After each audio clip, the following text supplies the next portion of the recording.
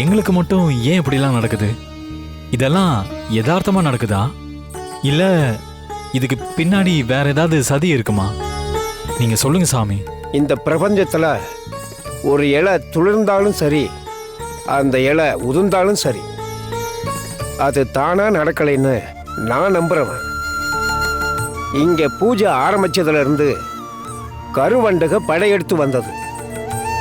அடுத்த பூஜைக்கான சுமங்கலி பெண் வழிமாறி போனது. மனநலம் பாதிக்கப்பட்டவர் வந்து கலாட்டா பண்ணது. எத்தனை தடைகள்! ஆனா இந்த தடையெல்லாம் யதார்த்தமா நடந்த மாதிரி தெரியல.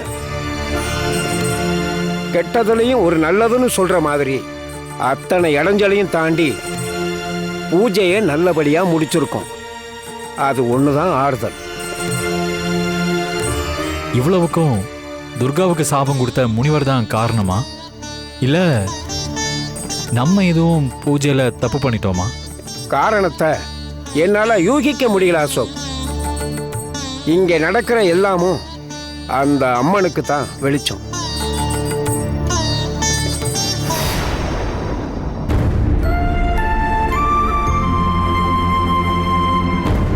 கற்பராச்சாம்பிகை பூஜைய குழந்தையோட ஆரோக்கியத்துக்காகவும் சுகப்பிரசவத்துக்காகவும் நடத்துறதா சின்னையா சொன்னாரு.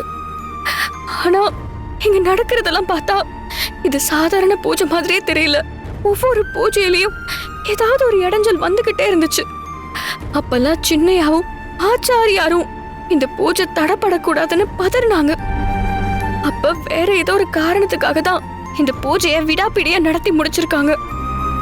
அது மட்டும் இல்லாம பூஜை நடக்கிற இந்த நேரத்துல கௌரி எதுக்காக கோவிலுக்கு போகணும்? இவங்க எல்லாரும் ஏதோ ஒரு பெரிய விஷயத்த என்கிட்ட இருந்து மறைக்கிறாங்க. அது என்னன்னு கண்டுபிடிக்கணும்.